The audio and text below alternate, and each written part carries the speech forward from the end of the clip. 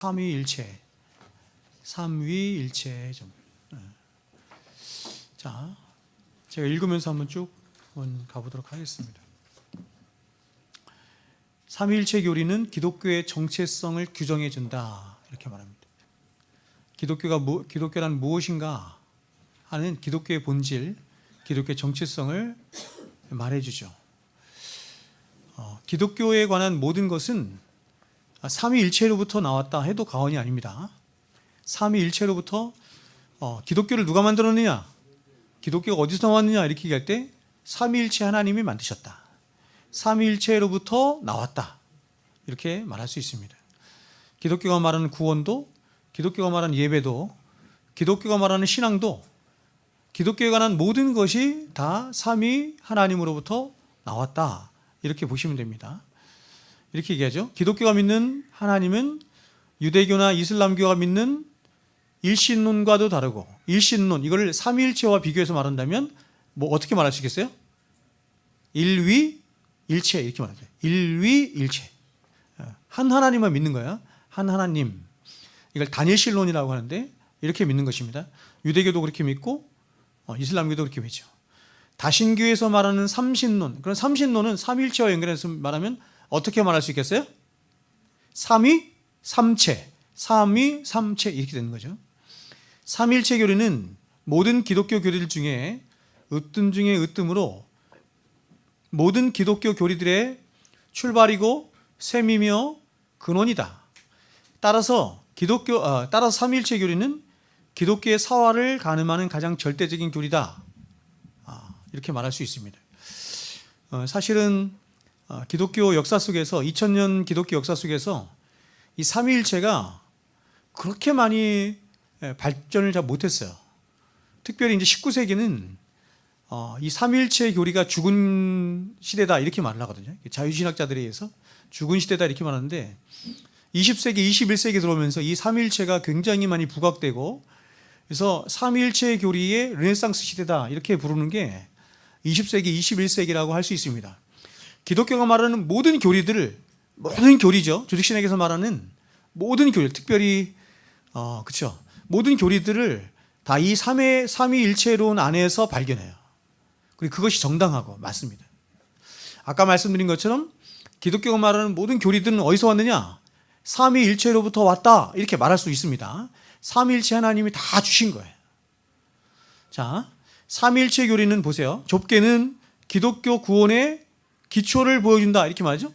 기독교 구원의 기초를 보여준다.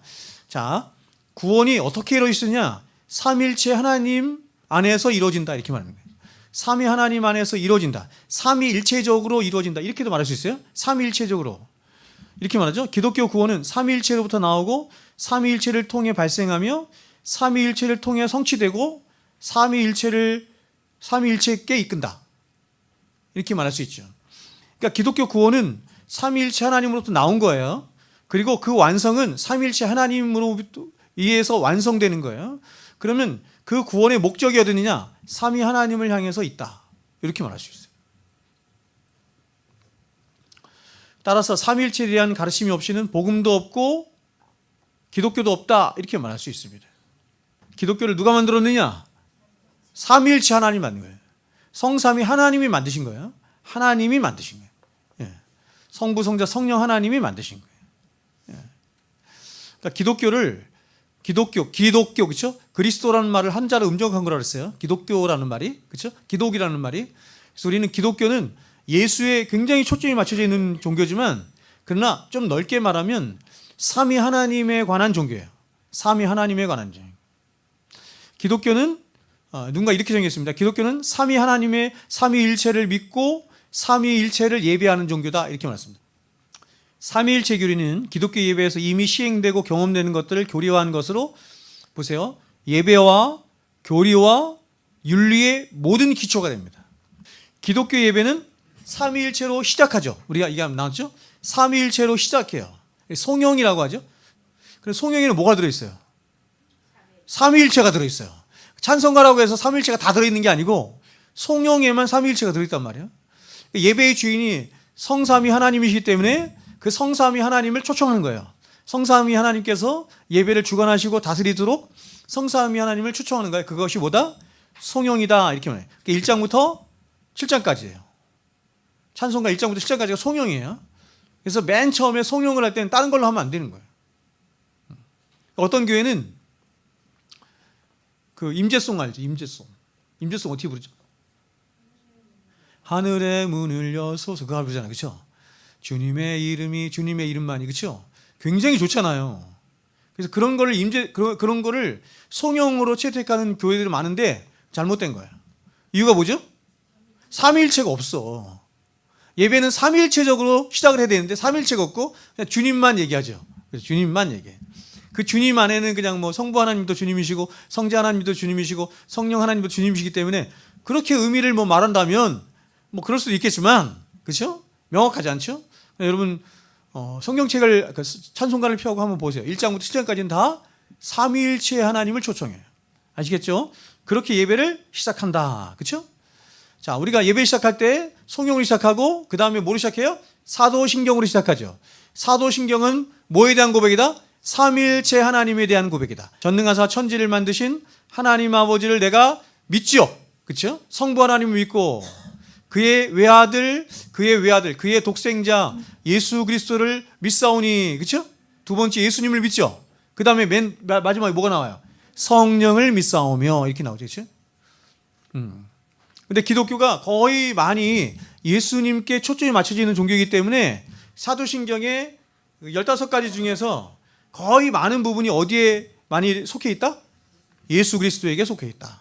예수님의 이 땅에 오시고 사시고 고난당하시고 죽으시고 부활하시고 다시 오시고 하는 이 모든 것을 고백해요. 사도신경에서 고백한다 이렇게 보면 됩니다. 그 다음에 삼위일체적으로 기도하고 말씀이 전해지며 삼위일체로 마친다. 그렇죠?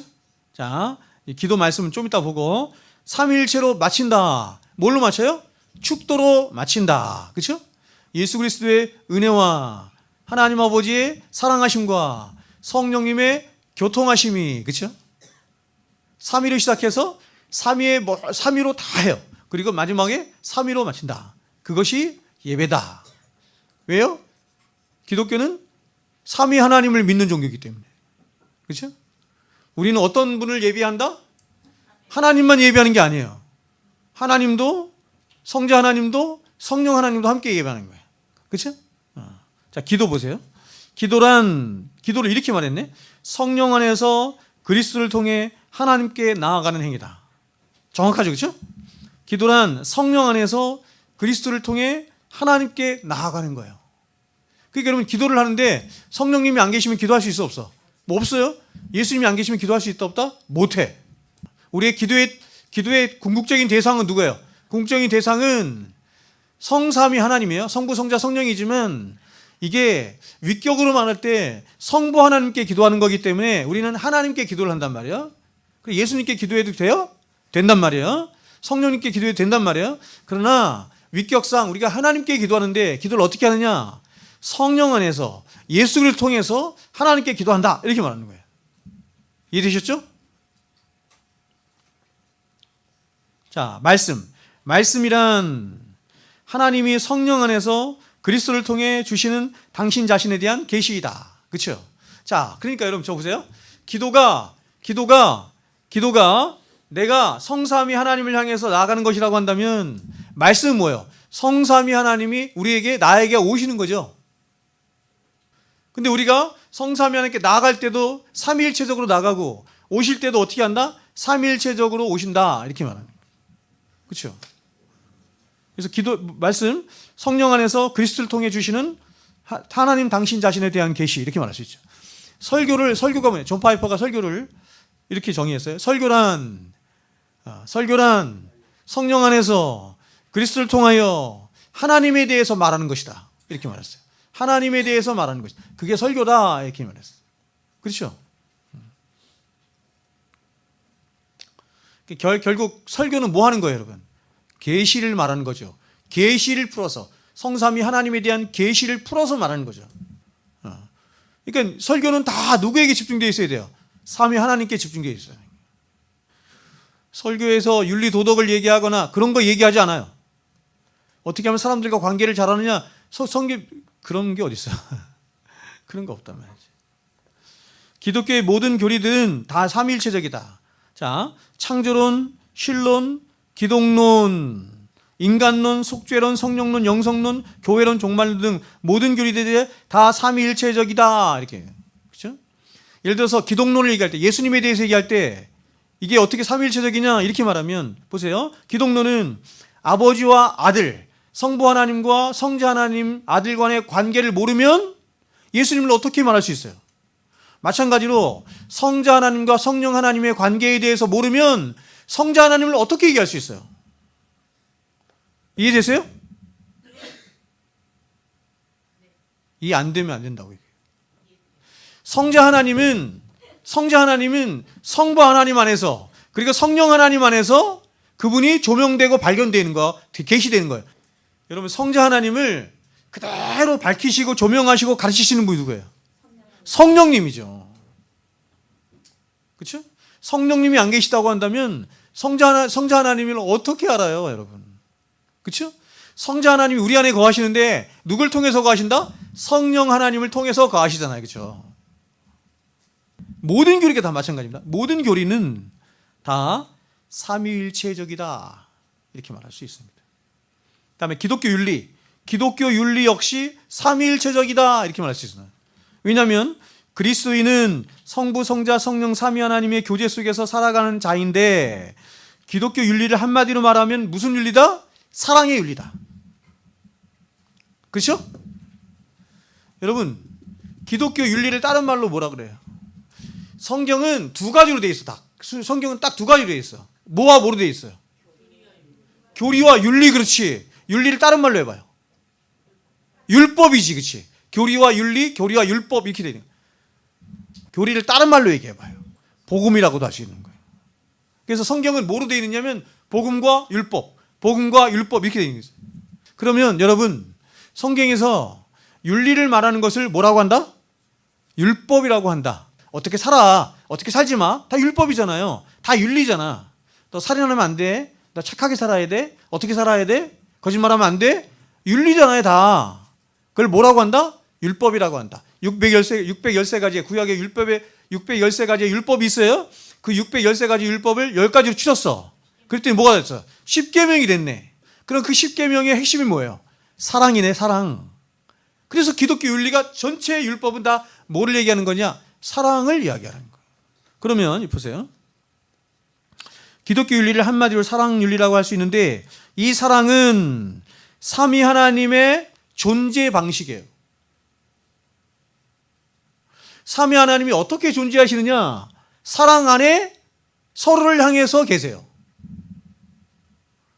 그게 기독교예요. 삼위 하나님의 존재 방식으로 삼위 하나님의 사랑을 그 기초로 근원으로 삼는다. 이렇게 말해요. 하나님께서 천지 창조를 하셨어요. 자, 창조를 얘기해 봅시다. 하나님이 세상을 창조하셨어요. 어떻게 창조하셨어요? 왜 하나님이 세상을 두 가지로 창조하셨느냐? 근원이 뭐예요? 삼위일체랍니까? 그래서 삼위일체의 근원이 뭔데요? 삼위일체 하나님은 어떻게 계세요? 진리로 계신다. 진리이신 하나님으로 계시죠. 그렇죠? 그러니까 진리로 창조하신 거 세상을. 두 번째는 뭐예요? 삼위일체는 성삼위 하나님, 세 분 하나님이네.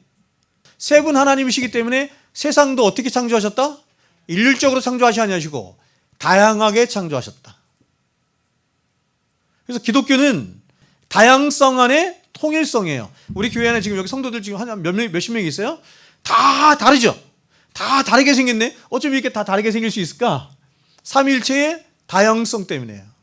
우리는 다 다르게 다른 생각, 다른 모양, 다 달라요. 모든 게 다 다른데 근데 우리가 여기 모여있는 이유는 하나예요. 뭐죠? 진리 안에서. 다른 이유 때문에 모인 것이 아니라 진리로 우리가 하나 되죠. 그래서 이 두 가지를 뭐라고 한다? 삼위일체적이라고 한다. 자, 4번. 이러한 삼위일체에 대한 계시는 구약에서 씨앗의 형태처럼 암시적으로 나와요. 신약에서는 만개한 꽃처럼 등장해. 그러니까 구약에서는 삼위일체가 아주 희미해. 나타나긴 나타나는데 성삼위 하나님이 세 분 하나님이 함께 나타날 때도 있고 성부와 성자가 나타날 때도 있고 성자와 성령이 나타날 때도 있고 되게 희미하게 나타나는데 신약에 오면 만개해 아주 밝히 드러나. 이유가 뭐예요? 예수님이 오셨기 때문에. 그렇죠? 예수님이 오셨기 때문에. 또 하나는 성령님도 오셨죠. 성령님도 오순절 성령 강림을 통해서 오셨. 그러니까 하나님만 계시하시다가 이제는 성자 하나님도 오시고 성령 하나님도 오시니까 너무나 밝히 세상 속에 삼위 하나님의 계시가 드러난다. 이렇게 할 수 있는 거예요. 그러니까 여러분 어떤 현상이나 윤리죠. 윤리나 뭐 도덕이나 아니면 어떤 현상이나 이런 걸 보면서 이게 기독교인지 아닌지를 가늠할 수 있는 절대적인 잣대가 뭐냐면 삼위일체예요. 알았어요? 예를 들어서 막 예배를 드리는데 막 깍깍 막 소리 지르고 그래. 예? 아시죠, 여러분? 그런 종교 아시죠? 그런 기독교 있어요. 막 깍깍 소리 지르고 어떤 사람 막 쓰러뜨리기도 하고 때리기도 해. 이게 기독교가 아니라는 걸 어떻게 알아요? 간단해요. 성삼위 하나님은 서로 절대 그렇게 행동 안 하셔요. 그렇게 안 해요. 우리에게도 그렇게 안 하세요. 서로를 향해서도 그렇게 안 하시고 우리를 향해서도 그렇게 관계 안 하세요. 그렇죠? 그럼 어떻게 하세요? 사랑의 관계 안에서 하시죠. 진리 안에서 하시죠. 삼위일체 개념의 정의와 설명입니다. 자, 보세요. 어떤 점에서 한 분이신가? 본질에서 같으세요. 본질에서 같다는 건 뭐냐면 그 본질뿐만 아니라 그 본질이 갖고 있는 능력과 영광과 모든 것이 같다 이런 뜻이에요. 네? 우리는 성부 하나님이 성자 하나님보다 더 높으신 것처럼 생각할 수 있어. 이름도 성부, 성자잖아. 그렇죠? 네? 성령 하나님은 무슨 에너지처럼 생각할 때가 많아. 사람들. 네? 성령이 오시옵소서 이러죠. 그럼 성령 와요? 그분은 하나님이세요. 그러니까 그런 신앙이 다 잘못된 거야. 응?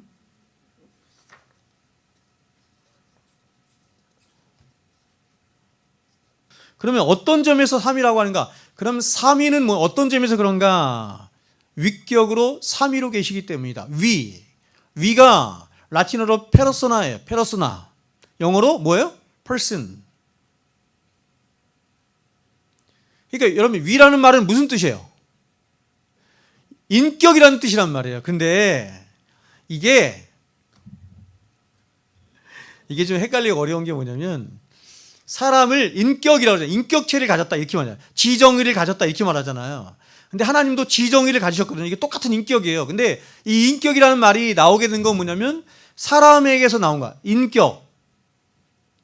그러므로 하나님을 인격이다 이렇게 말하는 건 좀 어폐가 있음에도 불구하고 하나님도 지정의를 가지셨기 때문에 인격 이렇게 말하는 거예요. 그러니까 삼위라는 말은 뭐냐면 하나님이 세 분 하나님으로 세 분의 인격체로 계신다 이런 뜻이에요. 성부 하나님도 인격으로 계시고 성자 하나님도 인격으로 계시고 성령 하나님도 인격으로 계신다 이런 말이죠. 그럼 어떤 관계를 가지고 계신가? 사랑 안에 상호 내주하여 계신다. 이 삼위 하나님의 존재 방식 그리고 삼위 하나님의 관계의 방식이 뭐냐면 사랑이에요. 사랑. 그래서 기독교도 다 사랑 얘기하는 게 그거야. 왜냐하면 하나님에게서 나왔으니까. 이 삼위일체라는 말은 성경에 나오진 않지만 그 기본적인 교리는 하나님 말씀 속에서 가르치고 있는 일련의 짧은 명제들로 요약될 수 있다. 이 말은 뭐냐면 삼위일체를 이렇게 명제로서 정의하는 게 여러 가지가 있어요. 그러니까 지금처럼 이게 조엘비키 방식인데 9가지 방식으로 9가지 명제로 삼위 하나님을 밝혀내는 게 있고 어떤 건 7가지도 있고 어떤 건 3가지도 있고 다 달라요. 근데 지금 제가 여러분에게 기록한 것은 조엘비키가 한 방식인데 9가지의 명제. 근데 이 9가지 명제가 다 어디에 있다? 성경에 있다 이렇게 말하는 거예요. 삼위일체라는 말이 성경에 있다 없다? 없잖아요. 근데 삼위일체를 뜻하는 명제가 예시하는 명제가 이렇게 9가지로 나타나서 그 9가지 명제를 살펴보니 어떻다? 아, 하나님은 삼위일체로 계시는구나. 이런 결론에 이르게 됐다. 이런 뜻이에요. 이해하시죠? 성경은 뭐라고 말하는데? 이렇게 봐요. 성경은 한 하나님이 계신다고 말씀한다. 성경이 말씀하는 바람이에요. 두 번째, 성경은 성부 하나님은 하나님이시라고 말씀한다. 세 번째, 성자 하나님도 하나님이시라고 말씀한다. 네 번째, 성령님도 하나님이시라고 말한다. 다섯 번째, 성부와 성자, 성령은 세 위격으로 계신다고 말씀한다. 여섯 번째, 성부와 성자는 성부는 성자의 아버지시라고 말씀한다. 여기서 아버지라고 하는 말은 그렇죠, 우리가 일반적으로 말하는 아버지와 아들 간의 관계의 아버지 이런 의미보다 앞서서 이런 의미도 없지 않아 있는데 본질적인 의미는 이런 의미가 아니라 그래서 예수님이 이렇게 말씀했잖아요. 아버지와 나는 하나다 이랬잖아요. 그렇죠? 아버지와 나는 하나다. 그렇죠? 이게 아버지 속에 담긴 의미예요. 무슨 뜻이에요, 그럼요? 아버지라는 말 속에는 뭐가 포함되어 있는 거예요? 어떤 진리가? 동일 본질이다는 뜻이라고. 아버지하고 나는 동일 본질이야. 나는 그분을 부르기를 명칭을 부르는데 뭐라고 부르냐면 아버지라고 불러 이런 뜻이에요. 그래서 바리새인들이 예수님을 죽이려고 그랬잖아요. 왜 죽이려고 그랬어요? 아버지와 나는 하나다는 말이 하나님과 나는 똑같은 하나님이다 이런 뜻이거든. 신성모독. 성자는 성부의 아들이시다. 성령은 성부와 성자의 영이시다. 성부와 성자와 성령은 하나님이시다. 이렇게. 웨인 그루뎀이 이 삼위일체를 명제를 세 가지로 해서 세 가지로. 이 사람 세 가지로 들어보세요. 제가 말씀드릴게요. 하나님은 삼위이시다. 삼위이시다 이런 말은 뭐냐면 하나님은 구별되신다 이런 뜻이에요. 세 분 하나님으로 구별되신다 이런 뜻이에요. 두 번째, 각 위는 완전한 하나님이다. 하나님이 구별되어 계시는데 각 위가 다 하나님이에요. 성부도 하나님, 성자도 하나님, 성령도 하나님이시다. 이게 위격에 가는 거죠. 첫 번째는 구별에 가는 것이고, 세 번째, 한 하나님이 계신다. 한 하나님을 여러분 삼위일체에서 뭘 말하는 거예요? 일체를 말하는 거죠. 일체. 그렇죠? 일체성 혹은 유일성 이런 걸 말하는 거죠. 다니엘신론에서 말하는 건 뭐냐면 일위일체야. 한 하나님밖에 없고 그분만이 하나님이셔요. 근데 우리는 그렇게 말하지 않고 세상에 하나님은 한 분밖에 없어. 그게 일체야. 근데 그 하나님은 삼위로 계셔 이렇게 말하는 거예요. 삼위로 계신다 이렇게 말하는 거예요. 그게 유일신 사상이야. 삼위일체 교리에 대한 오해와 이단들. 자, 중요합니다. 이단은 다음에 세 가지 명제 중 어느 하나를 부인하는 것으로 시작해요. 첫 번째가 뭐냐면 하나님은 영원히 서로 구별되시는 성부, 성자, 성령으로 계신다. 이걸 뭐라고 한다? 위격, 세 위격으로 계신다. 두 번째는 성부, 성자, 성령 삼위는 각각 완전한 하나님이시다. 뭐예요, 여러분? 삼위 하나님의 신성. 세 번째는 성부, 성자, 성령 삼위가 가지고 계시는 신성은 오직 하나다. 그래서 이걸 뭐라 그래요? 일체. 그렇지. 일체. 그러니까 여러분 지금 이단들이 뭘 갖고 공격하냐면 초대교회 때부터 이 세 가지를 공격하는 거예요. 세 가지 중에 하나를 부인하거나 왜곡시키는 거예요. 자, 그럼 하나씩 보겠습니다. 첫 번째 하나님은 영원히 서로 구별되시는 성부, 성자, 성령으로 계신다. 세 위격으로 계신다. 이것을 삼위성을 부인하는 이단이 생겼어요. 이게 세벨리우스 우단이라고 하는데 이 사람들이 말하는 거를 양태론이라고 한다. 양태론. 오늘날 교회 안에 있는 사람들이 제일 많이 삼위일체를 유비적으로 알고 있는 게 뭐냐면 양태론이다. 잘못 알고 있는 거죠. 그죠? 이렇게 말해요. 이들이 말하면 성부, 성자, 성령은 단지 한 하나님의 세 가지 다른 존재 양식에 불과할 뿐이다. 이렇게 말하는 거예요. 세 위격으로, 세 인격으로 계시는 것이 아니라 한 인격이신 하나님이 다른 양태로 나타났을 뿐이다. 그래서 양태론이 되는 거야. 어릴 때부터 이렇게 배우는데 전기, 빛으로도 나오고 열로도 나오고 전기가 다양하잖아요. 그러니까 그런 식으로 삼위 하나님이 이렇게 나타나는 거야. 여기 유병수가 여러분 앞에 섰을 때는 목사로 있고 집에 가면 남편으로 있고 아빠로 있고 아들로 있고 그러니까 이런 양태로 나타난다 이렇게 말해요. 그걸 양태론이다. 세벨리우스 이단이다 이런 겁니다. 성부, 성자, 성령은 양태가 아니에요. 인격이세요. 자, 두 번째 보세요. 삼위의 완전한 신성을 부인하는 이단. 그러니까 여러분 두 번째 이단은 뭘 공격했어요? 신성을 부인한 거예요. 그러면 여러분 신성을 부인하기 좋은 분이 누구예요? 예수님. 그래서 초대교회 이단들이 예수님의 신성을 부인하는 이단들이 나타난 거야. 대표적인 이단이 누구다? 아리우스 이단이다. 그래서 아리우스와 대립해서 싸운 사람이 누구냐면 우리 편에 서 있는 사람이 아다나시우스라고 하는 사람이다. 그래서 아다나시우스에서 아다나시우스 신경이라는 게 생겨난 거예요. 자, 보세요. 아리우스는 성자의 신성을 부인하며 성자는 하나님의 가장 먼저 창조하신 최고의 피조물로, 그러니까 성자 하나님은 어떻다? 피조물이라는 거예요. 근데 제일 먼저 피조된 피조물이다 이렇게 말하는 거예요. 최고의 중보자가 되고 다른 모든 피조물들보다 월등히 뛰어나지만 하나님은 아니다라고 하는 주장이다. 이게요, 여러분 라틴어로 호모 우시우스와 호모 우시우스가 있거든요. 이거 말도 어렵네. 이 하나 차이야. 아이 하나 차이. 요거 차이거든요. 근데 호모 우시우스는 뭐냐면 라틴어로 동일 본질 이런 뜻. 동일 본질, 같은 본질 이런 뜻이에요. 그러니까 삼위 하나님이 어떻다? 같은 신성의 본질을 가지고 계신다. 이렇게 말하는 거예요. 호모 이 우시우스는 뭐예요? 유사 본질이에요. 유사 본질. 그러니까 성부, 성자, 성령이 어떻다? 다른 본질을 갖고 계신. 그게 호모 이 우시우스라고. 아리우스가 말한 이란이라는 거예요. 세 번째 보세요. 일체성을 부인하는 거예요. 일체성을 부인하는 건 뭐예요? 하나님이 세 분이다 이런 거예요. 세 분이다. 예? 이걸 삼신론이라고 한다죠. 삼신론. 여러분 우리는 삼신론을 믿는 게 아니에요. 자 보세요. 여러분 이게 실수하면 안 돼. 우리는 삼신을 믿는 게 아니라 세 분 하나님을 믿는데 세 분 하나님을 어떻게 믿어요? 일체로 믿는 거예요. 기독교의 신비 중에 신비 최고의 신비가 삼위일체론이야.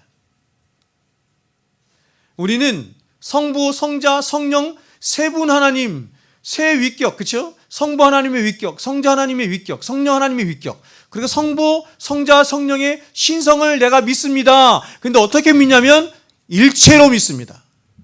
한 하나님으로 믿습니다. 이렇게 말합니다. 자, 삼위일체의 적용 보겠습니다. 삼위일체를 왜 우리 안에서 그대로 적용이 돼야 돼요? 아까 말씀드린 것처럼 우리가 삼위 하나님께로부터 왔고 우리의 신앙도 우리의 믿음도 다 삼위 하나님께로부터 온 거잖아요. 그러니까 우리의 삶도 삼위 하나님을 향해 있는 거잖아요. 다 삼위일체적이 돼. 그러니까 우리의 삶, 우리의 신앙 뭐 다 모든 게 다 어떻게 돼야 되나? 삼위일체적이어야 한다 이렇게 말합니다. 그런데 보세요. 자, 1번 자존하시는 하나님의 존재의 충만함. 자존한다는 말이 무슨 뜻이에요? 스스로 계신다. I am who I am 이런 거죠. 삼위 하나님은 어떤 다른 피조물의 도움을 필요로 하지 않으실 뿐만 아니라 삼위 하나님 안에서 완전하고 온전한 만족과 기쁨과 충만함을 지닌다. 그러므로 우주 창조는 하나님이 결핍하시기 때문에 일어나는 것이 아니다. 그래서 예수님에게 가장 큰 고통이 뭐였냐면 십자가에서 죽으시는 거였단 말이에요. 하나님과의 분리였던 거예요. 그래서 하나님과 분리될 때 그분이 뭐라고 불렀어요? 하나님, 하나님 이렇게 부른 거예요. 아버지라고 부르지 못하고 인간의 대표자로 섰기 때문에 그분을 하나님이라고 부르면서 하나님이여 어찌하여 나를 버리시나이까 이렇게 말한 거예요. 하나님에 대한 결정적 계시입니다. 하나님이 삼위로 계신다는 것은 오직 예수 그리스도를 통해서만 알게 된 진리인 것이다. 성삼위 하나님은 피조물에게 혹은 우리에게 인격을 가진 우리에게 당신들을 드러내셨는데 나타내셨는데 무엇을 통해서 드러내셨냐면 예수 그리스도를 통해서 드러내셨다 이런 뜻이에요. 그래서 예수 그리스도를 뭐라고 해요? 계시의 총화다 이렇게 말하는 거야. 그러니까 성자 하나님을 통해서 하나님이 누구이신지를 드러내셨다 이렇게 말하는 거예요.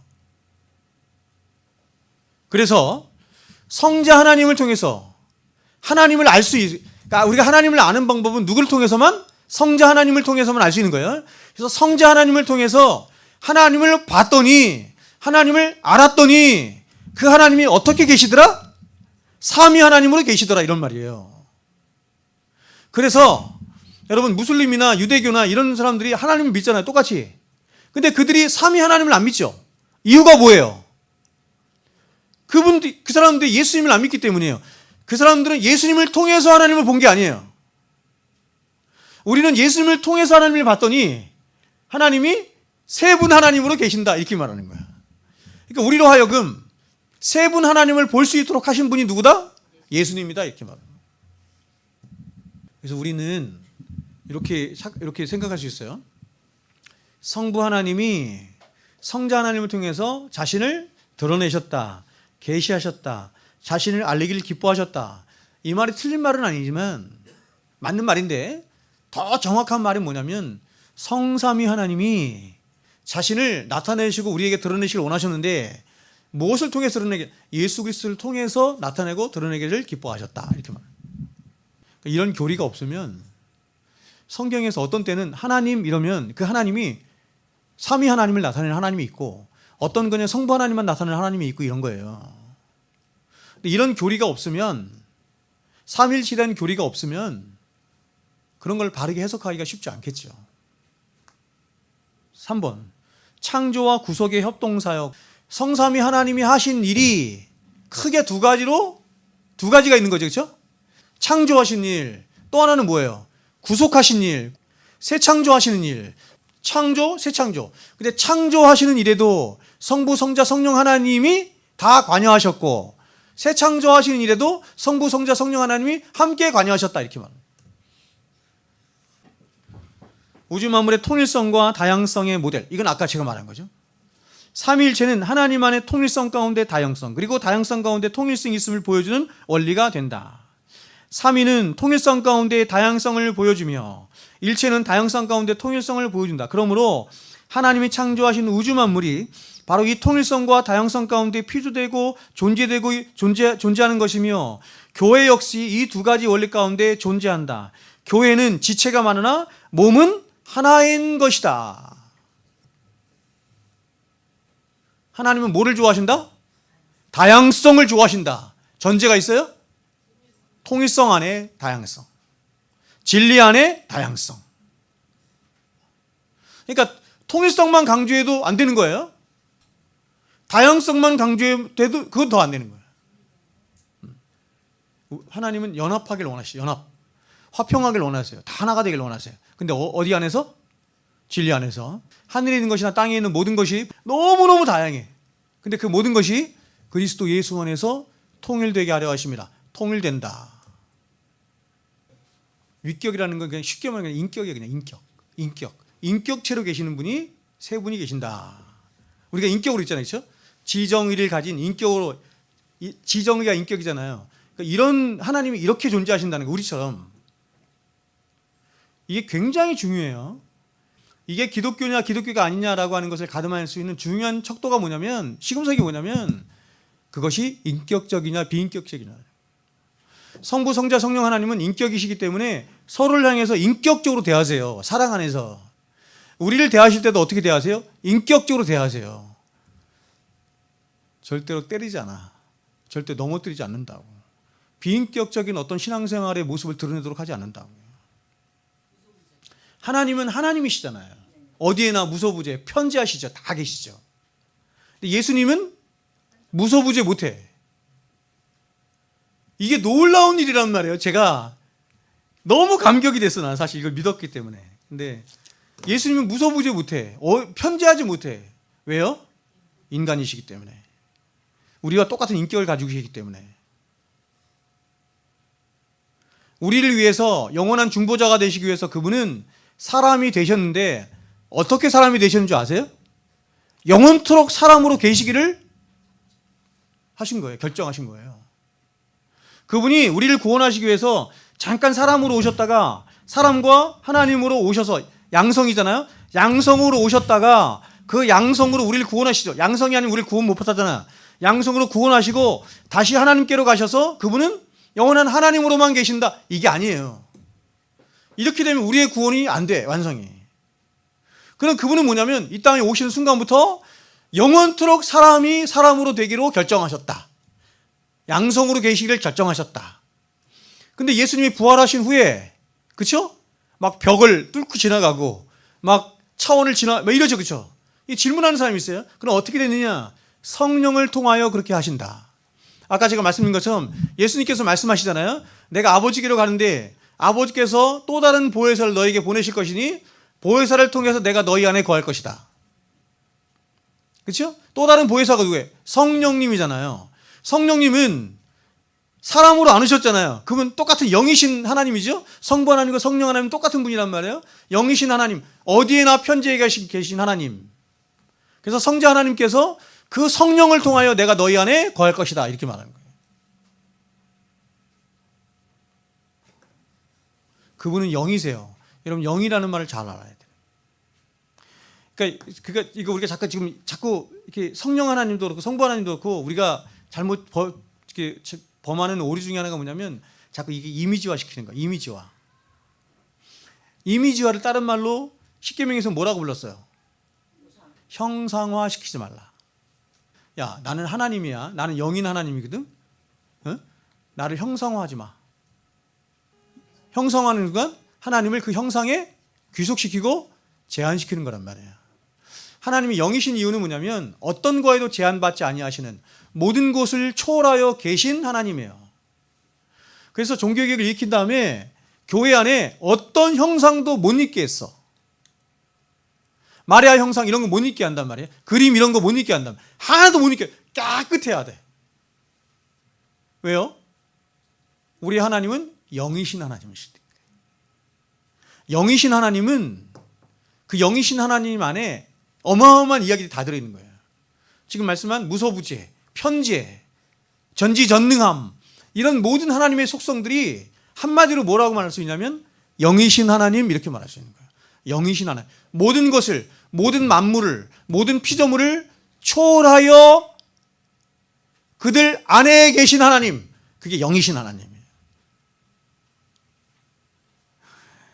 우리가 천국에 가면 성경에서 뭐라고 했냐면 우리가 하나님을 본대요. 그러니까 하나님을 본다는 게 진짜 하나님을 본다 이런 뜻이 아니라네. 하나님을 볼 수 없어요. 천국 가도 하나님 못 봐. 왜요? 영이신 분이기 때문에. 모든 만물 초월하여 계시고 모든 만물 안에 계신 분이기 때문에. 그럼 우리가 하나님을 어떻게 보죠? 하나님의 영광을 통해서 본다 이런 뜻이에요. 여러분 지금도 우리가 하나님을 봐요 못 봐요? 보지. 지금도 우리가 하나님을 본다 이렇게 말하는 거예요. 하나님을 본다는 말이 성경적인 말이 하나님을 본다는 말이 어떤 의미냐면 하나님의 영광을 본다 이런 뜻이에요. 그러니까 하나님이 당신 자신을 어떤 것을 통해서 계시로 나타내시는 거거든요. 그게 영광이에요. 영광이라는 말이 어떤 말이냐면 사람이 보거나 만지거나 듣거나 체험할 수 있는 어떤 형태로 하나님이 나타나신 걸 말하는 거예요. 예를 들어서 막 쿵쿵쿵 우레가 나타나. 하나님 아니잖아요. 근데 거기에 우레와 같은 하나님의 영광이 나타난 거야.